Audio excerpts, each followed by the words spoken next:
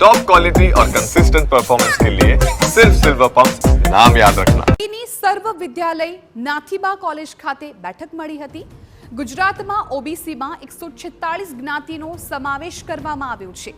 OBC અનામત માટે ફરીથી જ્ઞાતિઓનું વર્ગીકરણ કરવાની માંગ કરવામાં આવી છે। માત્ર 20 જ્ઞાતિઓને અનામતનો મહત્તમ લાભ મળતો હોવાનો દાવો, 126 સમુદાય અનામતથી વંચિત રહેતા હોવાનો દાવો। અન્ય રાજ્યની જેમ ગુજરાતમાં પણ ઓબીસી અનામતમાં વર્ગીકરણ કરવાની માંગ છે। 11,000 લોકોએ વડાપ્રધાન અને મુખ્યપ્રધાનને પત્ર લખ્યો છે। માંગ નહીં સ્વીકારવામાં આવે તો આંદોલન કરવાની ચીમકી ઉચ્ચારી છે।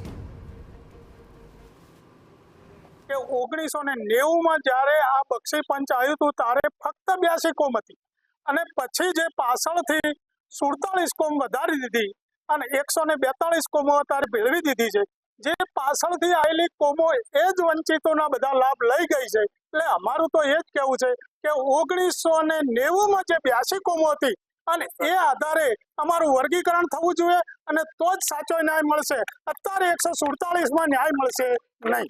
આજે 20 જ્ઞાતિઓ છે એ 20% પણ સંખ્યા નહીં, તો 27માંથી અમને તમે 5 થી 6% અલગ અનામત આપી દો તો જેના અંદર એ સ્પર્ધા કરે ને એ જ એમના અંદર રહેશે।